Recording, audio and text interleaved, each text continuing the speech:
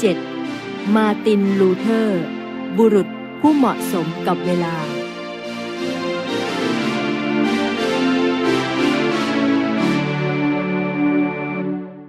ในบรรดานักปฏิรูปศาสนาที่พระเจ้าทรงเลือกเพื่อนำคริสตจักรให้หลุดพ้นจากความมืดของสันตปาปาไปสู่แสงสว่างแห่งความเชื่อที่บริสุทธิ์นั้นมาร์ติน ลูเทอร์นับเป็นผู้ยืนอยู่แถวหน้าเป็นที่รู้จักกันดีว่าเขาไม่กลัวผู้ใดนอกจากพระเจ้าเท่านั้นและไม่ยอมรับรากฐานแห่งความเชื่อจากอื่นใดนอกจากพระคัมภีร์อันศักดิ์สิทธิ์ลูเทอร์จึงเป็นบุรุษผู้เหมาะสมกับการสมัยของเขาชีวิตในเยาว์วัยของลูเทอร์เขาเกิดและใช้ชีวิตในครอบครัวชาวนาเยอรมันผู้ต่ำต้อยบิดาของเขาอยากให้เขาเป็นนักกฎหมายแต่พระเจ้าทรงมีพระประสงค์ที่จะสร้างเขาให้เป็นผู้สร้างวิหารอันยิ่งใหญ่ที่กำลังจะเกิดขึ้นช้าๆนับเป็นเวลาหลายศตวรรษโรงเรียนที่พระผู้ทรงมีพระปัญญาอันมิรู้สิ้นสุดจัดเตรียมไว้สำหรับลูเทอร์เพื่อพันธกิจสำหรับชีวิตของเขานั้นเต็มไปด้วยความยากลำบากความขาดแคลนและระเบียบวินัยที่เคร่งครัดบิดาของลูเทอร์นั้นเป็นบุรุษที่มีความคิดฉลาดหลากแหลมความเป็นคนดีมีความหนักแน่นของเขามีเหตุผลทำให้เขามองดูวงการของพระสงฆ์ด้วยความไม่เชื่อถือจึงรู้สึกไม่พอใจเมื่อลูเทอร์บวชเป็นพระโดยไม่ได้รับความยินยอมจากเขาเป็นเวลานานถึง2 ปีกว่าที่บิดาจะยอมรับบุตรชายของตนแต่ถึงกระนั้นก็ตามความเห็นของเขาก็ยังเหมือนเดิมบิดามารดาของลูเทอร์ได้พยายามสั่งสอนลูกๆให้มีความรู้เรื่องพระเจ้าเสมอความพยายามของเขาด้วยความตั้งใจจริงและด้วยความภาคเพียรก็เพื่อเตรียมตัวลูกๆให้รู้จักการดำรงชีวิตอย่างมีคุณค่าบางครั้งทั้งสองอาจจะกวดขันจนเกินไปแต่นักปฏิรูปศาสนาผู้นี้พบว่าการฝึกฝนวินัยนั้นเป็นการสั่งสอนมากกว่าจะเป็นการลงโทษในโรงเรียนลูเทอร์ได้รับการปฏิบัติอย่างเข้มงวดและบางครั้งก็รุนแรงบ่อยครั้งที่เขาต้องทนทุกข์ทรมานเพราะความหิวความคิดที่คลุมเครือและความเชื่อเรื่องโชคลางของศาสนาทำให้เขาเกิดความหวาดกลัวตอนกลางคืนเขาจะนอนลงด้วยจิตใจที่เป็นทุกข์ทำให้เขาคิดว่าทำไมพระเจ้าจึงเป็นผู้โหดร้ายมากกว่าจะเป็นพระบิดาแห่งสวรรค์ผู้มีความเมตตาปราณีเมื่อเขาเข้าไปเรียนที่มหาวิทยาลัยแห่งเออร์เฟิร์ตความหวังภายหน้าของเขาดูจะสดใสกว่าชีวิตในวัยเยาว์เพราะว่าบิดามารดาของเขาเป็นคนมัธยัสถ์และทำงานอย่างขยันขันแข็งจึงสามารถจัดหาสิ่งที่จำเป็นให้ลูเทอร์ได้และอย่างน้อยเพื่อนที่มีความสุขุมรอบคอบของเขาก็ช่วยทำให้ความคิดที่หมดหวังอันเป็นผลกระทบจากการฝึกฝนเมื่อก่อนหมดไปด้วยอิทธิพลที่อำนวยทำให้สมองของเขาพัฒนาขึ้นอย่างรวดเร็ว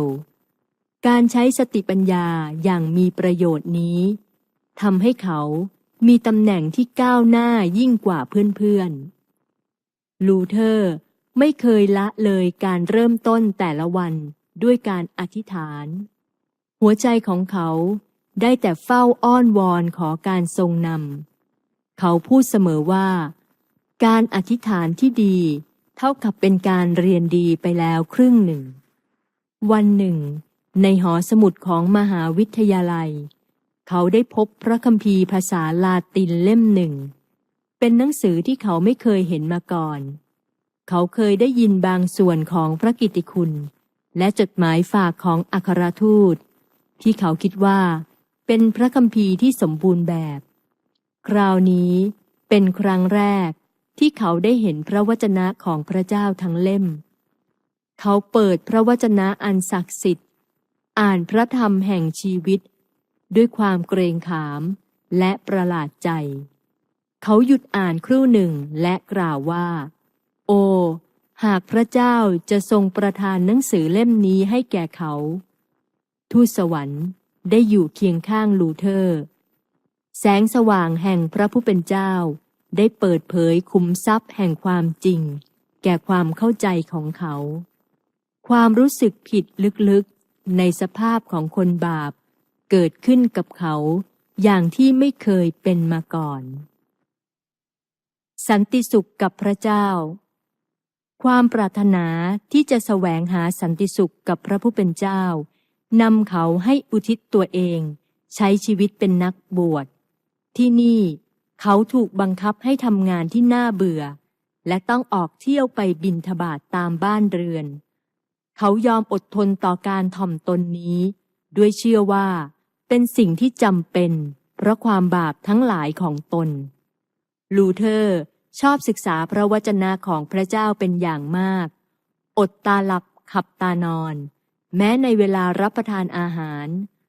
เขาพบพระคัมภีร์ถูกล่ามโซ่ติดกับผนังของโบสถ์และเขามาอ่านตรงนี้บ่อยๆลูเทอร์ดำเนินชีวิตอย่างเคร่งครัดด้วยการพยายามอดอาหารคอยเฝ้าระวังและทรมานตัวเองเพื่อบังคับสันดานชั่วของตนภายหลังต่อมาเขาพูดว่าถ้าหากการบวชเป็นพระและปฏิบัติธรรมสามารถช่วยให้ไปสวรรค์ได้ข้าพเจ้าคงจะมีชื่ออย่างที่หวังถ้าทำอย่างนี้ต่อไปข้าพเจ้าก็คงจะเสียใจไปจนตายด้วยความพยายามทั้งหมดของเขาก็พบว่าหาได้ปลดเปลื้องจิตวิญญาณที่มีภาระหนักทรมานไม่ในที่สุดเขาก็เกิดความรู้สึกท้อถอยและแทบจะหมดหวังเมื่อรู้สึกว่าสูญสิ้นทุกสิ่งแล้วพระเจ้าได้ทรงหาเพื่อนให้เขาสเตอร์พิตได้เปิดพระวจนะของพระเจ้าให้แก่จิตใจของลูเทอร์และบอกให้เขาอย่ามองดูตนเองแต่ให้มองไปที่พระเยซูให้เขาเลิกคิดถึงตัวเองแต่ให้มองไปยังพระเยซูคริสต์แทนที่จะทรมานตัวเองเพราะความผิดบาปของท่านจงทอดกายลงในอ้อมแขนของพระผู้ไถ่จงวางใจในพระองค์ในความชอบธรรมแห่งชีวิตของพระองค์ในการสิ้นพระชนของพระองค์พระบุตรของพระเจ้าบังเกิดเป็นมนุษย์เพื่อให้ท่านมีความมั่นใจว่าพระเจ้าทรงพระกรุณาจงรักพระองค์ผู้ทรงรักท่านก่อนถ้อยคำของเขาสร้างความประทับใจอย่างลึกซึ้งแก่ความคิดของลูเทอร์สันติสุขจึงเข้ามาสู่จิตใจที่ว้าวุ่นของเขาเมื่อได้บวชเป็นพระแล้วลูเทอร์ก็ถูกเรียกให้ไปเป็นศาสตราจารย์ที่มหาวิทยาลัยวิตเทนเบิร์กเขาเริ่มสอนวิชาพระธรรมสดุดีพระกิตติคุณและจดหมายฝากของอัครสาวกแก่ประชาชนที่รับฟังด้วยความยินดีสเตอร์พิตผู้ซึ่งถึงแม้ว่าจะเก่งกว่าลูเทอร์ก็พยายามสนับสนุนให้ลูเทอร์ขึ้นธรรมาสน์เทศนาแต่ลูเทอร์กลับรู้สึกว่าเขาไม่เหมาะสมที่จะเทศนาสั่งสอนฝูงชนแทนที่พระคริสต์ภายหลังที่พยายามรวบรวมความกล้าอยู่เป็นเวลานานลูเทอร์จึงยินยอมปฏิบัติตามคำขอของเพื่อนเขาเป็นผู้มีความแตกฉานในพระคัมภีร์และพระคุณของพระเจ้าสถิตอยู่เหนือเขาความชัดเจนและอำนาจในการนำเสนอความจริงนั้นชนะความเข้าใจของประชาชนและความศรัทธาอย่างแรงกล้าของเขาเป็นที่ประทับใจของผู้คนลูเทอร์ยังคงเป็นเช่นบุตรที่ซื่อสัตย์ของคริสตจักรสันตะปาปาและไม่เคยคิดจะเปลี่ยนแปลงเป็นอย่างอื่นสิ่งนี้นำเขาไปเยี่ยมกรุงโรมเขาเดินทางด้วยเท้าและหยุดพักค้างคืนตามโบสถ์ที่ตามเส้นทางที่ผ่านไป เขามีความประหลาดใจในความโอ้อาและหรูหราฟุ่มเฟือยตามโบสถ์ที่เขาพบเห็นบาทหลวงเหล่านั้นอาศัยในสถานที่สวยงามแต่งกายด้วยเสื้อผ้าราคาแพงและรับประทานอาหารอันเลิศรสความคิดของลูเทอร์ก็เกิดความงุนงงสงสัยเป็นอย่างยิ่งในที่สุดก็มองเห็นเมืองที่ตั้งอยู่บนเนินเขา7 ลูกอยู่ในระยะไกลลูเทอร์ก้มกราบลงกับพื้นดินและร้องอุทานว่ากรุงโรมอันบริสุทธิ์ข้าพเจ้าขอคำนับท่านเขาไปเยี่ยมตามโบสถ์ต่างๆได้ฟังบรรดาพระและบาทหลวงเล่าเรื่องราวอันน่าพิศวงต่างๆและเข้าร่วมพิธีทางศาสนาทุกอย่างตามที่กำหนดทุกหนทุกแห่งที่เขาไปได้พบเห็นภาพที่ทำให้เขาเกิดประหลาดใจบรรดาพระเหล่านั้นเต็มไปด้วยความชั่วช้าพระสงฆ์ระดับสูงก็พูดแต่เรื่องตลกหยาบโลนเขาเกิดความตกใจกลัวในการล่วงละเมิดสิ่งศักดิ์สิทธิ์ของบรรดาพระเหล่านั้นแม้ในขณะที่ประกอบพิธีมิสซาเขาได้เห็นการเสเพลทำลายความบริสุทธิ์เขาจึงบันทึกไว้ว่าไม่มีใครจินตนาการได้ว่ามีความผิดบาปและการกระทำอันเลวทรามอันใดที่กระทำกันในโรมพวกเขาพูดจนติดปากว่าถ้านรกมีจริงโรมก็ถูกสร้างอยู่บนนั้นความจริงบนบันไดของปีลาตสันตะปาปาได้สัญญายกความผิดบาปให้แก่ทุกคนที่คลานขึ้นตามบันไดของปีลาตเชื่อกันว่ามีผู้นำบันไดดังกล่าวนี้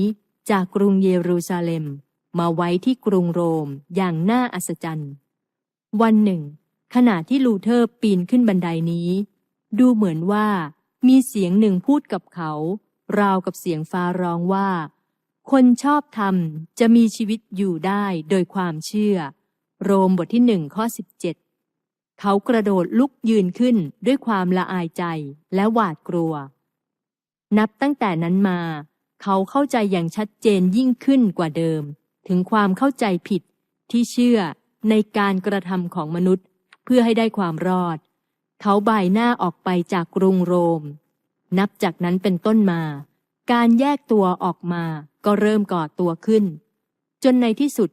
เขาก็เลิกเกี่ยวข้องอย่างเด็ดขาดจากคริสตจักรของสันตะปาปาหลังจากที่กลับจากโรมลูเทอร์ก็ได้รับปริญญาเอกด้านศาสนศาสตร์เวลานี้เขามีอิสรภาพที่จะอุทิศตนเพื่อพระคัมภีร์ที่เขารักเขาได้กล่าวคำปฏิญาณตนอย่างหนักแน่นมั่นคงว่าจะประกาศพระวจนะของพระเจ้าไม่ใช่หลักคำสอนของสันตะปาปาและเขาไม่ถือตัวเองว่าเป็นบาทหลวงอีกต่อไปแต่เป็นผู้ได้รับอำนาจให้ประกาศแห่งพระคัมภีร์เรียกตนเองว่าเป็นผู้เลี้ยงฝูงแกะของพระเจ้าที่กำลังหิวและกระหายหาความจริงเขากล่าวอย่างหนักแน่นว่าคริสเตียนไม่ควรรับเอาหลักความเชื่ออันใดนอกจากที่มีอยู่ตามสิทธิอำนาจแห่งพระวจนะอันศักดิ์สิทธิ์ของพระเจ้าประชาชนที่ร้อนรนพากันยึดเหนี่ยวในถ้อยคำของลูเทอร์ข่าวดีแห่งความรักของพระผู้ช่วยให้รอดหลักประกันของการให้อภัยและสันติสุขโดยการชำระของพระโลหิตทำให้จิตใจของเขาเหล่านั้นชื่นชมยินดีที่วิตเทนเบิร์กแสงสว่างได้ถูกจุดขึ้นรังสีนี้จะเพิ่มความสว่างไปจนถึงเวลาสุดท้ายแต่ระหว่างความจริงและความเท็จมีความขัดแย้งกันพระผู้ช่วยให้รอดของเราทรงตรัสด้วยพระองค์เองว่าอย่าคิดว่าตัวเรามาเพื่อจะให้เกิดความสงบสุขในแผ่นดินโลกเราไม่ได้มาเพื่อจะให้เกิดความสงบสุขแต่เพื่อจะใช้ดาบมัทธิวบทที่10 ข้อ 34ลูเทอร์กล่าวไว้ไม่กี่ปีภายหลังการปฏิรูปศาสนาว่าข้าแต่พระเจ้าขอทรงผลักดันให้ข้าพระองค์ไปข้างหน้าข้าพระองค์ปรารถนาจะมีชีวิตอยู่อย่างสงบแต่ข้าพระองค์ตกลงไปท่ามกลางความสับสนโอลหม่านและการปฏิวัติขายใบล้างบาปหรือใบบุญ คริสตจักรโรมทำให้พระคุณของพระเจ้ากลายเป็นสินค้าภายใต้การขอสมทบทุนเพื่อการสร้างวิหารเซนต์ปีเตอร์ในกรุงโรมมีการเสนอขายการยกบาปโดยเจ้าหน้าที่ของสันตะปาปาพระวิหารเพื่อการนมัสการพระเจ้าถูกสร้างขึ้นมาด้วยค่าของการล่วงละเมิดศีลธรรมด้วยสิ่งนี้ที่ได้ปลุกเร้าศัตรูของสันตะปาปาและนำไปสู่การต่อสู้ที่เขย่าบัลลังก์และมงกุฎ3 ชั้นบนพระเศียรของพระองค์เทสเซลเจ้าหน้าที่ผู้รับมอบหมายให้ขายใบล้างบาปในเยอรมนีเขาได้กระทำความผิดขั้นพื้นฐานต่อสังคมและพระบัญญัติของพระเจ้าแต่เขาถูกใช้ให้ทำหน้าที่ในโครงการแห่งความโลภของพระสันตะปาปาในเยอรมนีต่อไปเทสเซลได้บังอาจกล่าวเท็จอย่างเปิดเผยและเล่าเรื่องราวที่น่าอัศจรรย์เพื่อหลอกลวงประชาชนที่ไม่รู้เรื่องและเข้าใจผิดหากประชาชนเหล่านั้นได้มีพระวจนะของพระเจ้าแล้วเขาคงจะไม่ถูกหลอกลวงแต่พระคัมภีร์ถูกปิดบังไปจากเขาเสียหมดขณะที่เทสเซลเข้าไปในเมืองหนึ่งก็มีผู้สื่อข่าวเดินนำหน้าประกาศว่าพระคุณของพระเจ้าและแห่งพระบิดาผู้บริสุทธิ์ได้มาถึงประตูบ้านของท่านแล้ว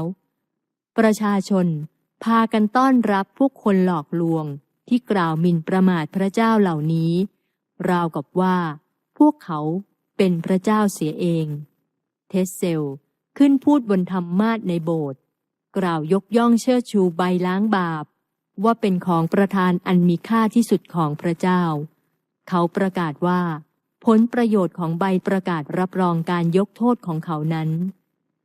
หลังจากนี้แล้วหากผู้ที่ซื้อปรารถนาจะได้รับการอภัย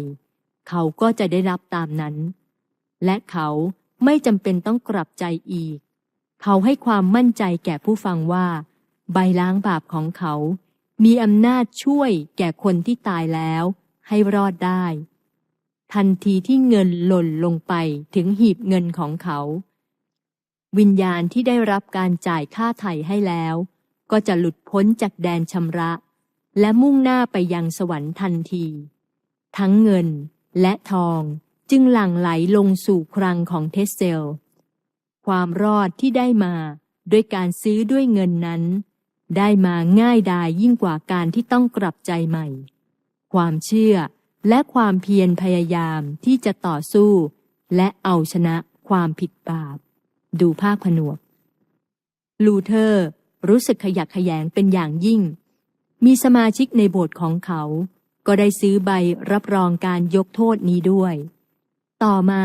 พวกเขาก็เข้ามาหาศิษยาภิบาลของตนสารภาพบาปทั้งหลายและหวังว่าจะได้รับการอภัยทั้งหมดไม่ใช่เพราะพวกเขารู้สึกเสียใจที่ได้กระทำบาปและอยากจะแก้ไขเสียใหม่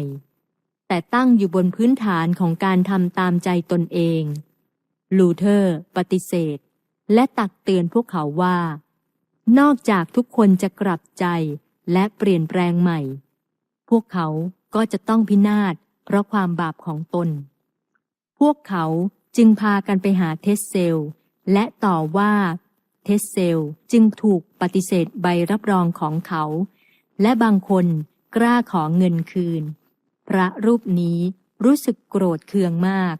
เขาได้สาปแช่งอย่างน่ากลัว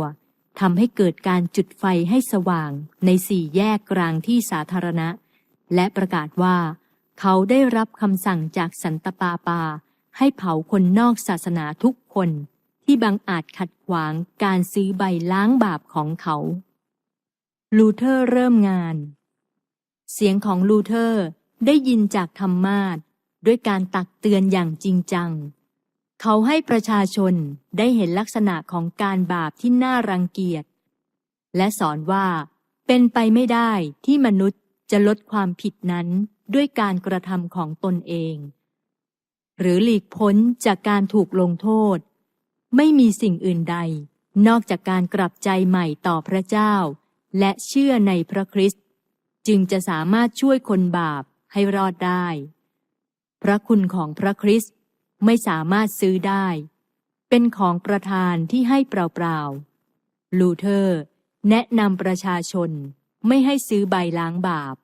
แต่ให้มองไปที่พระผู้ไถ่ผู้สละพระชนด้วยความเชื่อเขาได้เล่าให้ประชาชนฟังถึงประสบการณ์อันเจ็บปวดของตนและให้ความมั่นใจแก่ผู้ฟังว่าเพราะโดยการเชื่อในพระคริสต์เขาจึงมีสันติสุขและความยินดีขณะที่เทสเซลยังคงดำเนินการเสแสร้งที่กล่าวอ้างอย่างไม่เคารพนั้นลูเทอร์ตัดสินใจที่จะต่อต้านให้ได้ผลมากขึ้นในโบสถ์ของปราสาทวิกเทนเบิร์กมีวัตถุโบราณซึ่งมีการเปิดให้ประชาชนได้เข้าชมในวันบริสุทธิ์ทางศาสนามีการให้ทุกคนที่เข้าโบสถ์ได้รับการชำระความบาปและทำการสารภาพบาปสิ่งหนึ่งที่สำคัญที่สุดในโอกาสนี้คืองานฉลองนักบุญทั้งหลายที่กำลังจะมาถึงลูเทอร์เข้าร่วมกับฝูงชนพร้อมที่จะเดินทางไปด้วยกันที่โบสถ์แล้วติดข้อความต่อต้านหลักคำสอนเรื่องใบล้างบาปจำนวน95ข้อที่ประตูโบสถ์ข้อความที่ลูเทอร์ประกาศเป็นที่น่าสนใจของประชาชนทั่วไปทุกคนได้อ่านและอ่านซ้ำอีกทุกข้อสร้างความตื่นเต้นไปทั่วเมืองนั่นก็แสดงว่าอำนาจการอภัยบาปและการลงโทษความผิดไม่เคยมอบให้แก่สันตะปาปาหรือแก่มนุษย์คนใดเลยเป็นการแสดงให้เห็นอย่างชัดเจนแล้วว่าพระคุณของพระเจ้าทรงประทานให้เปล่าๆแก่บรรดาผู้แสวงหาด้วยการกลับใจและด้วยความเชื่อคำประกาศของลูเทอร์ได้กระจายไปทั่วเยอรมนีและเพียงไม่กี่สัปดาห์ก็ได้เลื่องลือไปทั่วยุโรปผู้เชื่อของโรมันที่เคร่งครัดในศาสนาหลายคนได้อ่านด้วยความชื่นชมและตระหนักดีว่าข้อความเหล่านั้นเป็นพระสุรเสียงของพระเจ้าพวกเขารู้สึกว่าพระเจ้าทรงยกพระหัตถ์ของพระองค์เพื่อเหนี่ยวรั้งกระแสแห่งความผิดบาปที่สูงขึ้นของความไม่บริสุทธิ์ที่ออกมาจากโรมพวกเจ้านายและข้าราชการ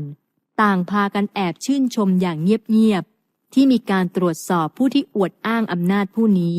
ที่ปฏิเสธการร้องขอด้วยการตัดสินใจของตนเองบาทหลวงผู้เต็มไปด้วยเล่ห์เหลี่ยมเห็นผลประโยชน์ของพวกตนกำลังอยู่ในอันตรายจึงโกรธเคืองนักปฏิรูปศาสนาต้องเผชิญกับพวกที่กล่าวหาเขาอย่างรุนแรงเขาตอบว่ามีใครที่ไม่รู้ว่าบุคคลที่นำความคิดใหม่ๆออกเผยแพร่โดยไม่ถูกกล่าวหาว่าทำให้เกิดการทะเลาะวิวาททำไมพระคริสต์และผู้พลีชีพเพื่อศาสนาจึงถูกฆ่าตายก็เพราะว่าเขาทั้งหลายเหล่านั้นได้นำเอาของใหม่เข้ามาโดยไม่ขอคำแนะนำความคิดเห็นจากคำสั่งสอนของคนรุ่นก่อนพวกศัตรูของลูเทอร์จู่โจมเขาด้วยการบิดเบือนเป้าหมายต่างๆของเขาและการสะท้อนสิ่งชั่วร้ายเกี่ยวกับอุปนิสัยของเขาก็เกิดขึ้นราวกับน้ำที่ไหลบ่าเขาเคยมีความรู้สึกมั่นใจว่าพวกผู้นำต่างๆคงจะยินดีร่วมมือกับเขาในการปฏิรูป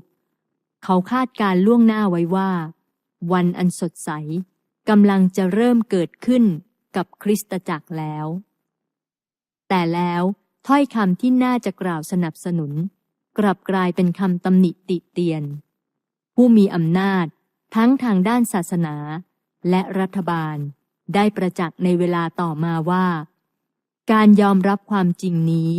ก็เท่ากับเป็นการทำลายอำนาจของสันตะปาปาแห่งกรุงโรมเหมือนกับการหยุดสายทานนับพันสายที่กำลังไหลไปสู่คลังสมบัติของคริสตจักรและยังมีการจำกัดความฟุ่มเฟือยหรูหราของบรรดาผู้นำการสอนประชาชนให้มองไปที่พระคริสต์ผู้เดียวเพื่อจะได้รับความรอดนั้นจะเป็นการโค่นบัลลังก์ของสันตะปาปาและในที่สุดจะทำลายอำนาจของคนเหล่านั้นด้วยเหตุนี้พวกเขาจึงรวมขบวนกันต่อต้านพระคริสต์และความจริง ด้วยการขัดขวางบุรุษผู้ที่พระเจ้าทรงใช้มาเพื่อให้ความสว่างแก่พวกเขาเมื่อมองดูตัวเองลูเทอร์ก็หวั่นเกรงชายคนเดียวที่ต่อต้านอำนาจอันยิ่งใหญ่ของโลกเขาเขียนว่าข้าพเจ้าเป็นใครที่ต่อสู้กับอำนาจของสันตะปาปาผู้ที่บรรดากษัตริย์และคนทั้งโลกหวาดกลัวไม่มีใครสามารถรู้ว่าในระยะ2 ปีนี้จิตใจของข้าพเจ้าทุกข์ทรมานเพียงใดและข้าพเจ้ามีความท้อถอยจนอาจจะพูดได้ว่าข้าพเจ้าตกอยู่ในสภาพที่สิ้นหวังแต่เมื่อการสนับสนุนของมนุษย์ล้มเหลวเขาก็พึ่งพิงในความปลอดภัยในพระหัตถ์อันทรงฤทธิ์ลูเทอร์เขียนจดหมายถึงเพื่อนว่าหน้าที่อย่างแรกที่ท่านควรทำคือการอธิษฐานอย่าหวังที่จะได้อะไรจากการกระทำหรือความเข้าใจของตัวเองจงวางใจในพระเจ้าแต่เพียงผู้เดียวและไว้วางใจในอำนาจพระวิญญาณของพระองค์นี่เป็นบทเรียนที่สำคัญยิ่งสำหรับบรรดาผู้ที่พระเจ้าทรงเรียกให้เขานำความจริงเสนอแก่คนทั้งหลายในยุคนี้การต่อสู้กับอำนาจความชั่วร้ายจำเป็นที่จะต้องมีอะไรบางอย่างมากกว่าสติปัญญาและความเฉลียวฉลาดของมนุษย์ลูเทอร์ยึดเอาพระคัมภีร์เท่านั้นเป็นหลักเมื่อพวกศัตรูอ้างถึงขนบธรรมเนียมประเพณีและคำสอนที่สืบต่อกันมาลูเทอร์ก็โต้ตอบการถกเถียงด้วยพระคัมภีร์อย่างเดียวที่พวกเขาไม่สามารถตอบได้จากคำเทศนาและหนังสือที่เขาเขียนเป็นลำแสงที่ส่องแสงแก่คนนับพันและปลุกทุกคนให้ตื่นตัวพระวจนะของพระเจ้าเปรียบเสมือนดาบ2 คมซึ่งแทงทะลุหัวใจคนทั้งหลายบัดนี้ผู้ที่มองเห็นแต่พิธีกรรมต่างๆของมนุษย์และคนที่อ้างตัวเป็นคนกลางหันมาหาศรัทธาในพระคริสต์และการสิ้นพระชนม์บนไม้กางเขนของพระองค์การที่ประชาชนมีความสนใจในคำสอนของลูเทอร์อย่างมากมายเช่นนี้ทำให้ผู้มีอำนาจทางฝ่ายสันตะปาปาหวาดกลัวลูเทอร์ได้รับคำสั่งให้ไปกรุงโรมคำสั่งนี้ทำให้เพื่อนๆของเขามีความกลัวเพราะทุกคนทราบดีว่ามีภัยอันตรายคุกคามลูเทอร์อยู่รอบด้านในเมืองอันชั่วร้ายนี้เมืองที่มึนเมาด้วยโลหิตของบรรดาผู้สละชีวิตเพื่อศาสนาของพระคริสต์เพื่อนของลูเทอร์ขอร้องให้เขารับการพิจารณาสอบสวนในประเทศเยอรมนีการเรียกร้องของบรรดาเพื่อนของลูเทอร์ได้รับผลสำเร็จสันตะปาปาได้แต่งตั้งตัวแทนมาฟังการพิจารณาสอบสวนสันตะปาปาได้สั่งผู้แทนคนนั้นว่าลูเทอร์ถูกประกาศว่าเป็นคนนอกรีดแล้วดังนั้นผู้แทนของสันตะปาปา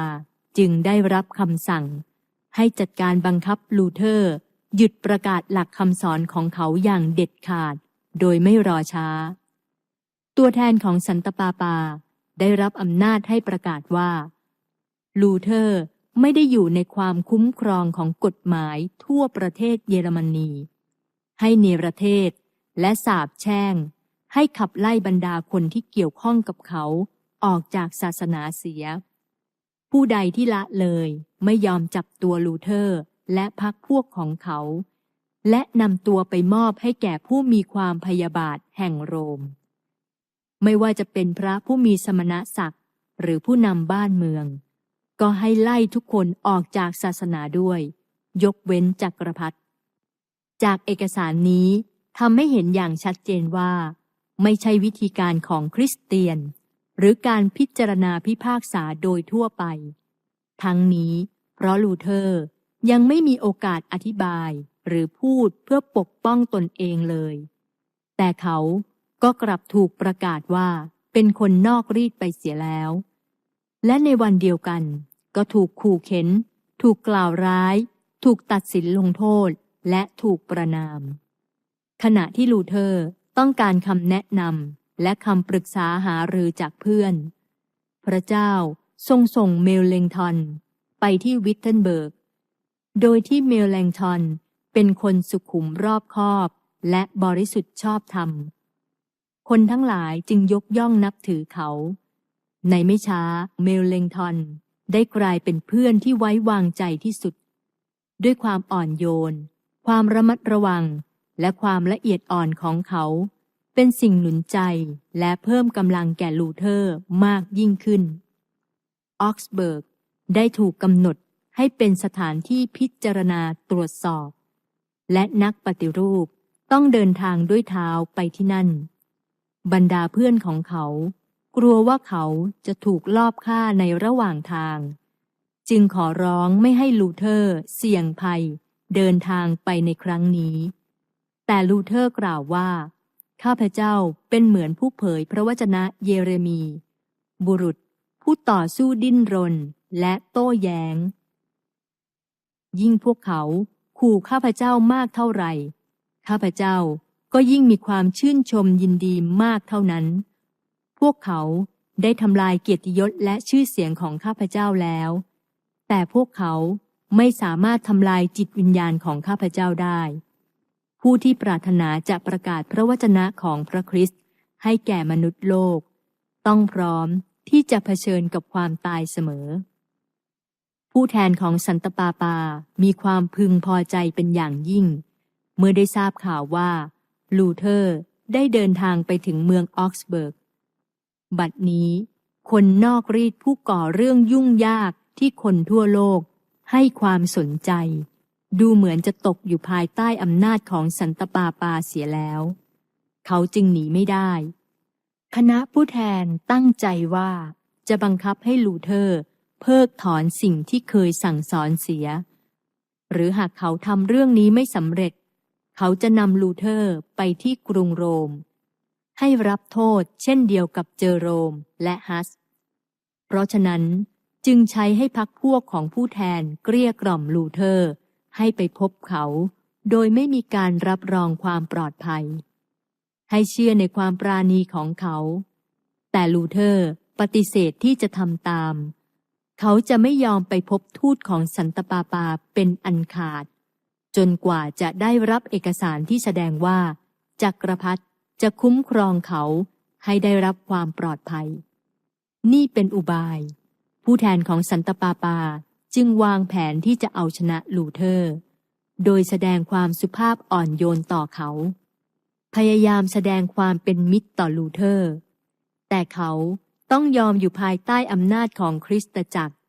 และให้ยอมทำตามโดยไม่โต้แย้งหรือถามคำตอบของลูเทอร์ได้แสดงให้เห็นถึงความเคารพที่เขามีต่อคริสตจักรความปรารถนาจะรู้ความจริงเขาพร้อมที่จะชี้แจงคำสอนของเขาแก่ผู้ที่ขัดขวางและมอบหลักความเชื่อให้แก่มหาวิทยาลัยที่สำคัญหลายแห่งพิจารณาตัดสินว่าคำสอนของเขานั้นถูกหรือผิดแต่เขาไม่เห็นด้วยต่อคำเรียกร้องของบรรดาพระคาร์ดินัลที่ให้เขายกเลิกคำสอนของเขาโดยไม่ได้พิสูจน์เสียก่อนว่ามีอะไรผิดคำตอบเดียวที่ลูเทอร์ได้รับก็คือจงยกเลิกคำสอนเสียจงยกเลิกคำสอนเสียนักปฏิรูปศาสนาได้แสดงให้เห็นว่าการกระทำของเขามีพระคัมภีร์สนับสนุนเขาไม่อาจที่จะละทิ้งความจริงได้ผู้แทนของสันตะปาปาไม่สามารถหาเหตุผล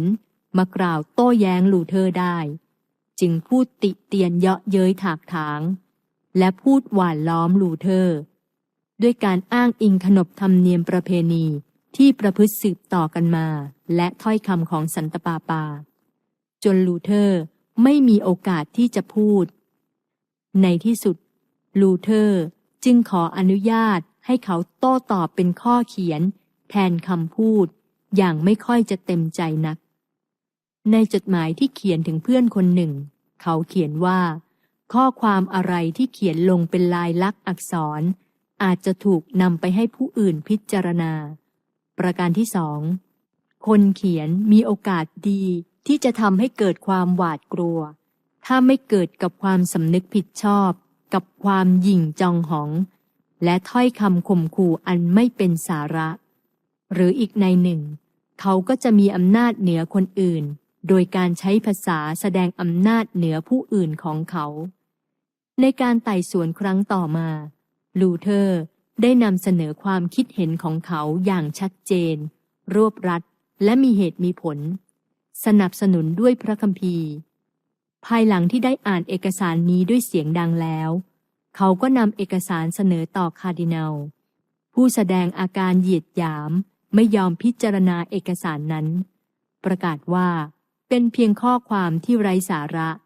และการอ้างข้อพระคัมภีร์ก็ไม่ตรงประเด็นขณะนั้นลูเทอร์เผชิญกับพระคาร์ดินัลผู้หยิ่งยโสด้วยตัวเองระหว่างขนบธรรมเนียมกับคำสอนของคริสตจักรและกล่าวคำพูดลบล้างข้อเสนอของเขาพระคาร์ดินัล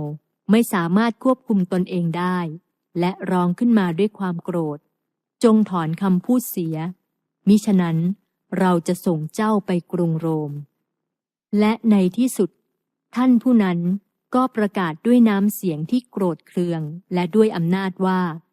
จงถอนคำพูดเสียเดี๋ยวนี้มิฉะนั้นก็อย่ากลับมาอีกนักปฏิรูปและเพื่อนของเขาจึงพากันไปจากที่ประชุมทันทีการกระทำเช่นนี้เท่ากับเป็นการประกาศอย่างชัดเจนว่าเขาจะไม่ถอนคำพูดเป็นอันขาดสิ่งนี้ไม่ใช่สิ่งที่พระคาร์ดินัลคาดคิดบัดนี้ก็เหลือผู้สนับสนุนของตนเท่านั้นต่างก็มองหน้ากันด้วยความละอายใจไม่คาดคิดว่าแผนการจะล้มเหลวเช่นนี้การประชุมครั้งนี้นับเป็นโอกาสดีที่ทำให้ผู้ที่มาประชุมได้เปรียบเทียบระหว่างบุคคลทั้งสองและตัดสินใจถึงธาตุแท้ที่ทั้งสองได้แสดงออกมาพร้อมทั้งความเข้มแข็งและความจริงใจต่อฐานะของทั้งสองฝ่ายว่าแตกต่างกันอย่างไรฝ่ายนักปฏิรูปศาสนานั้นดำรงชีวิตอย่างเรียบง่ายอ่อนน้อมถ่อมตนมั่นคงหนักแน่นและมีความจริงส่วนผู้แทนของสันตะปาปานั้นถือตัวว่าเป็นคนสำคัญวางอำนาจไม่มีเหตุผลไม่เคยอ้างข้อพระคัมภีร์ในการโต้แย้งแต่ยังร้องอย่างเกรี้ยวกราดว่าจงถอนคำพูดเสียมิฉะนั้นจะถูกส่งตัวไปลงโทษที่กรุงโรมหนีจากเมืองออกซ์เบิร์กบรรดาเพื่อนของลูเทอร์แนะนำว่าเขาควรจะกลับไปเมืองวิตเทนเบิร์กโดยไม่รอช้าเพราะไม่มีประโยชน์อะไรที่เขาจะอยู่ต่อไปและเขาควรระมัดระวังตัวให้ดีลูเทอร์ทำตามที่เพื่อนแนะนำโดยขี่ม้าออกจากออกซ์เบิร์กก่อนรุ่งเช้าพร้อมด้วยผู้นำทางเพียงคนเดียวซึ่งผู้พิพากษาจัดหาให้เขาด้วยกลัวว่าจะเกิดภัยอันตรายเขาออกเดินทางไปตามถนนที่มืดของเมืองเพราะบรรดาศัตรูที่โหดร้ายวางแผนคอยจ้องหาโอกาสทำลายเขาเป็นช่วงเวลาแห่งความกังวลและอธิษฐานด้วยใจร้อนรนเขาขี่ม้าไปถึงประตูเล็กที่กำแพงเมืองประตูถูกเปิดออกต้อนรับเขาลูเทอร์พร้อมกับผู้นำทางก็ขี่ม้าออกประตูไปกว่าที่พระคาร์ดินัลจะรู้ว่าลูเทอร์หนีออกจากเมืองเขาก็เดินทางไปไกลเกินกว่าพวกที่กดขี่ข่มเหงจะตามทันเมื่อพระคาร์ดินัลทราบข่าวการหลบหนีของลูเทอร์ก็มีความแปลกใจและโกรธแค้นเป็นอย่างมากเพราะพระองค์หวังว่าจะได้รับเกียรติอันยิ่งใหญ่ในความมั่นคงของตนที่สามารถกำจัดผู้ก่อความวุ่นวายในคริสตจักรได้ในจดหมายที่เขียนไปถึงเฟเดริกผู้ได้รับการเลือกไว้แห่งแคว้นแซกโซนีพระองค์ได้กล่าวประณามลูเทอร์อย่างรุนแรงและมีคำสั่งให้เจ้าชายเฟเดริกส่งลูเทอร์ไปที่กรุงโรมหรือไม่ก็เนรเทศเขาออกจากแคว้นแซกโซนีเสียในเวลานั้นเจ้าชายเฟเดริกมีความรู้เกี่ยวกับหลักคำสอนของการปฏิรูปศาสนาเพียงเล็กน้อยแต่ท่านก็ประทับใจในคำพูดของลูเทอร์ ที่ได้กล่าวอย่างหนักแน่นและชัดเจนเฟเดริกจึงรับที่จะเป็นผู้คุ้มครองลูเทอร์จนกว่าจะพิสูจน์ได้ว่าเขามีความผิดในจดหมายที่เขียนต่อไปเฟเดริกมีใจความว่าท่านน่าจะพอใจเพราะด็อกเตอร์มาร์ตินได้ไปพบท่านที่เมืองออกซเบิร์กแล้วเราไม่คิดว่าท่านจะบังคับเขาให้ยกเลิกหลักคำสอนโดยที่ไม่ได้ทำให้มั่นใจและเชื่อว่าคำสอนของเขานั้นผิดจริงบรรดาคนทั้งหลายที่มีความรู้ในเมืองของเราไม่มีใครสักคนเดียวบอกข้าพเจ้าว่าหลักคำสอนของมาร์ตินผิดหลักศาสนาหรือขัดแย้งต่อคำสอนของคริสเตียนหรือเป็นคำสอนนอกรีดเฟเดริกเห็นว่างานปฏิรูปศาสนานั้นเป็นสิ่งจำเป็นเขารู้สึกชื่นชมอย่างเงียบๆที่อิทธิพลของสิ่งที่ดีกว่าเกิดขึ้นในคริสตจักรเวลาผ่านไปเพียงปีเดียวนับตั้งแต่ลูเทอร์ได้เอาข้อความที่เขาประกาศคัดค้านไปติดที่โบสถ์ข้อเขียนเหล่านี้ก็ได้ชักจูงให้ประชาชนทั่วทุกหนทุกแห่งเกิดความสนใจในพระคัมภีร์อันศักดิ์สิทธิ์ไม่เพียงแต่นักศึกษาที่มาจากทั่วทุกแห่งของประเทศเยอรมนีเท่านั้นที่มาศึกษาในมหาวิทยาลัยแต่เป็นนักศึกษาจากประเทศอื่นด้วยบรรดาชายหนุ่มเหล่านั้นที่ได้เห็นเมืองวิตเทนเบิร์กเป็นครั้งแรกก็ยกมือขึ้นสู่สวรรค์และสรรเสริญพระเจ้าที่พระองค์ทรงให้แสงสว่างแห่งความจริงส่องออกจากเมืองนี้แม้ลูเทอร์จะหันกลับจากคำสอนผิดของโรมันแต่ก็เป็นเพียงบางส่วนเท่านั้นเขาเขียนว่า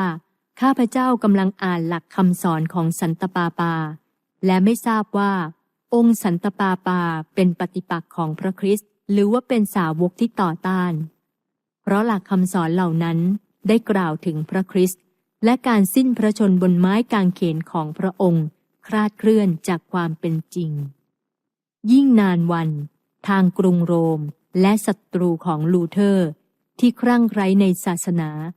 ก็ยิ่งโกรธเคืองเพราะการโจมตีของลูเทอร์จนกระทั่งบรรดาศาสตราจารย์ตามมหาวิทยาลัยต่างๆในโรมได้ประกาศว่าถ้าใครฆ่าพระองค์นี้ได้จะไม่มีบาปแต่พระเจ้าทรงปกป้องลูเทอร์หลักคำสอนของเขาแพร่ขยายไปทั่วทุกหนทุกแห่งในกระท่อมและโบสถ์ของโรมในปราสาทของขุนนางทั้งในมหาวิทยาลัยและพระราชวังของกษัตริย์ในขณะเดียวกันลูเทอร์ได้มีโอกาสรับทราบความจริงอันยิ่งใหญ่เกี่ยวกับการเป็นคนชอบธรรมโดยความเชื่อนั้นฮัสนักปฏิรูปศาสนาชาวโบฮีเมียได้เชื่ออย่างนี้มานานลูเทอร์กล่าวว่าเรามีหมดแล้วไม่ว่าจะเป็นเปาโลหรือออกัสตินหรือข้าพเจ้าเองเราต่างก็เป็นพวกของฮัสโดยไม่รู้ตัวความจริงได้รับการประกาศเมื่อศตวรรษที่ผ่านมาแต่ถูกเผาหมดลูเทอร์ได้เขียนเกี่ยวกับมหาวิทยาลัยเหล่านี้ว่าข้าพเจ้ากลัวเหลือเกินว่ามหาวิทยาลัยเหล่านี้จะเป็นประตูนรกบานใหญ่นอกเสียจากว่าบรรดาคณาจารย์ทั้งหลายจะภาคเพียรอธิบายพระคัมภีร์ให้แก่เยาวชนและจารึกข้อความเหล่านั้นไว้ในใจของพวกเขาไม่ว่าสถาบันไหนก็ตามถ้าไม่มีการศึกษาพระวจนะของพระเจ้าที่นั่นคุณธรรมย่อมเสื่อมทรามคำสอนข้อนี้ได้เผยแพร่ไปทั่วประเทศเยอรมนีชนทั้งชาติเริ่มเคลื่อนไหวเหล่าศัตรูของลูเทอร์จึงเร่งเร้าให้พระสันตะปาปาตัดสินใจลงโทษเขาอย่างเด็ดขาด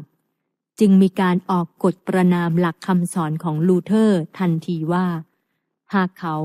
และพรรคพวกไม่ยอมยกเลิกหลักคำสอนนี้เสียทุกคนก็จะถูกขับไล่ออกจากคริสตจักรวิกฤตการณ์ร้ายแรงนับว่าเป็นวิกฤตการณ์ที่ร้ายแรงมากสำหรับนักปฏิรูปศาสนาลูเทอร์มิได้ละความสนใจในพายุร้ายที่ใกล้จะพัดกระหน่ำแต่เขาได้วางใจในพระคริสต์ ให้พระองค์สนับสนุนและเป็นโล่คุ้มครองชีวิตข้าพเจ้าไม่รู้ว่าอะไรจะเกิดขึ้นหรือไม่กังวลว่าจะมีอะไรเกิดขึ้นใบไม้ที่ร่วงหล่นไปไม่มีสักใบเดียวที่พระองค์ไม่ทรงห่วงแล้วพระองค์จะไม่ทรงสนพระทัยในพวกเราผู้มีค่ามากกว่าใบไม้กระนั้นหรือการยอมตายเพื่อพระวาทะนั้นเป็นเรื่องเล็กน้อยในเมื่อพระวาทะซึ่งบังเกิดเป็นเนื้อหนังพระองค์เองก็ทรงสิ้นพระชนเหมือนกันเมื่อองค์การของสันตะปาปาไปถึงลูเทอร์เขาได้กล่าวว่าข้าพเจ้าขอประณามและต่อว่าองค์การนี้ว่าเหยียบหยามพระเจ้าหลอกลวงพระคริสต์เองทรงถูกประณามข้าพเจ้ารู้สึกว่ามีเสรีภาพในจิตใจมากกว่าเดิมเพราะในที่สุดข้าพเจ้าก็รู้แล้วว่าสันตะปาปาคือปฏิปักษ์ของพระคริสต์และบัลลังก์ของพระองค์ก็คือบัลลังก์ของซาตานถึงกระนั้นก็ตามคำสั่งของโรมใช่ว่าไม่เกิดผลกระทบใดๆคนที่อ่อนแอและมีความเชื่อผิดๆต่างหวาดกลัวจนตัวสั่นต่อคำสั่งของสันตะปาปาหลายคนมีความรู้สึกว่าชีวิตมีค่าเกินกว่าที่จะเอาไปเสี่ยงงานของนักปฏิรูปศาสนาจะสิ้นสุดลงแล้วหรือแต่ลูเทอร์หารู้สึกกลัวไม่ทั้งนี้ด้วยอำนาจอันยิ่งใหญ่ที่พระเจ้าทรงนำเขาลูเทอร์กล่าวประณามโต้ตอบอำนาจอันชั่วร้ายกลับไปยังโรมและเผาองค์การของสันตะปาปาต่อหน้าฝูงชนทุกชั้นทุกวรรณะเขากล่าวว่าการต่อสู้อย่างจริงจังได้เริ่มต้นมานานแล้วและบัดนี้ข้าพเจ้าเพียงแต่แสดงคู่กับสันตะปาปาเท่านั้นข้าพเจ้าได้เริ่มงานนี้ในพระนามของพระเจ้าและจะสำเร็จโดยฤทธิ์อำนาจของพระองค์โดยไม่ต้องมีข้าพเจ้ามีใครบ้างที่จะรู้ได้ว่าพระเจ้าไม่ได้ทรงเลือกและเรียกข้าพเจ้าและถ้าเขาไม่มีความกลัวในการดูหมิ่นข้าพเจ้าเขาไม่กลัวหรือว่าตนเองกำลังหมิ่นประมาทพระเจ้าพระเจ้ามิได้ทรงเลือกปุโรหิตหรือบุคคลสำคัญทั้งหลายให้เป็นผู้เผยพระวจนะแต่ทรงเลือกคนสามัญที่ต่ำต้อยและถูกดูหมิ่นเหยียดหยามครั้งหนึ่งพระองค์ทรงเลือกแม้กระทั่งอาโมสผู้เลี้ยงแกะตลอดทุกยุคทุกสมัยบรรดาธรรมิกชนต้องยอมเสี่ยงชีวิตไปว่ากล่าวติเตียนผู้มีอำนาจยิ่งใหญ่บรรดากษัตริย์เจ้านายปุโรหิตและนักปราชญ์ข้าพเจ้าไม่ได้พูดว่าข้าพเจ้าเป็นผู้เผยพระวจนะแต่ข้าพเจ้าพูดว่าพวกเขาควรจะกลัวเพราะข้าพเจ้ามีเพียงคนเดียวและพวกเขามีหลายคนข้าพเจ้าแน่ใจว่าพระวจนะของพระเจ้าอยู่กับข้าพเจ้าไม่ได้อยู่กับเขาถึงกระนั้นลูเทอร์ก็ต้องต่อสู้กับตัวเองอย่างทรหดในการตัดสินใจเป็นครั้งสุดท้ายที่จะแยกตัวไปจากคริสตจักรข้าพเจ้ามีความปวดร้าวเป็นยิ่งนักแม้ว่าข้าพเจ้ามีพระคัมภีร์อยู่ฝ่ายข้าพเจ้าเพื่อพิสูจน์ว่าสมควรหรือไม่ที่ข้าพเจ้าจะต้องยืนหยัดต่อสู้กับสันตะปาปาแต่ลำพังผู้เดียวและถือว่าสันตะปาปาเป็นปฏิปักษ์ของพระคริสต์กี่ครั้งแล้วที่ข้าพเจ้าถามตัวเองด้วยคำถามที่ขมขื่นเช่นนี้คำถามที่พูดถึงบ่อยครั้งเกี่ยวกับสันตะปาปาคือท่านเป็นคนฉลาดแต่เพียงผู้เดียวหรือทุกคนสามารถทำผิดพลาดได้ไหมอะไรจะเกิดขึ้นถ้าท่านเองเป็นผู้ทำผิดและได้ชักจูงให้อีกหลายๆคนทำผิดไปด้วยใครเล่าจะถูกสาปแช่งตลอดกาลดังนั้นข้าพเจ้าจึงต้องต่อสู้กับตัวเองและกับซาตานเช่นนี้จนกระทั่งพระคริสต์ ได้ทรงปกป้องจิตใจของข้าพเจ้าไว้ให้พ้นจากความสงสัยเหล่านี้ โดยพระวจนะอันไม่มีผิดพลาดของพระองค์ องค์การใหม่ได้ประกาศอีกครั้งว่า นักปฏิรูปศาสนาได้แยกตัวออกจากคริสตจักรโรมแล้วโดยเด็ดขาด ประกาศประนามลูเทอร์ว่าเป็นที่สาปแช่งแห่งสวรรค์และทุกคนที่ยอมรับหลักความเชื่อของเขาจะต้องได้รับคำสาปแช่งนี้เหมือนกัน การขัดขวางที่มีอยู่มากมายเกิดขึ้นกับผู้ที่พระเจ้าทรงใช้ให้นำเสนอความจริงของพระองค์เสมอ โดยเฉพาะความจริงที่ต้องใช้ในสมัยของบุคคลนั้น ในสมัยของลูเทอร์มีการเผยแพร่ความจริงอย่างไรคริสตจักรในทุกวันนี้ก็ต้องมีการเผยแพร่ความจริงเหมือนกันแต่คนส่วนมากในทุกวันนี้ก็ไม่อยากจะรับความจริงของพระเจ้ามากไปกว่าผู้ที่นับถือสันตะปาปาที่ได้ต่อสู้กับลูเทอร์ดังนั้นบรรดาผู้ประกาศความจริงของพระเจ้าในปัจจุบันนี้พึงสังวรและไม่ควรคาดหวังว่าคนทั้งหลายจะยินดียอมรับความจริงมากไปกว่าในสมัยของนักปฏิรูปศาสนาในยุคแรกการต่อสู้อันยิ่งใหญ่ระหว่างความจริงและความเท็จและระหว่างพระคริสต์กับซาตานจะทวีความรุนแรงยิ่งขึ้นจนถึงสิ้นยุคแห่งประวัติศาสตร์โลกยอห์นบทที่15ข้อ19ถึง20และลูกาบทที่6ข้อ26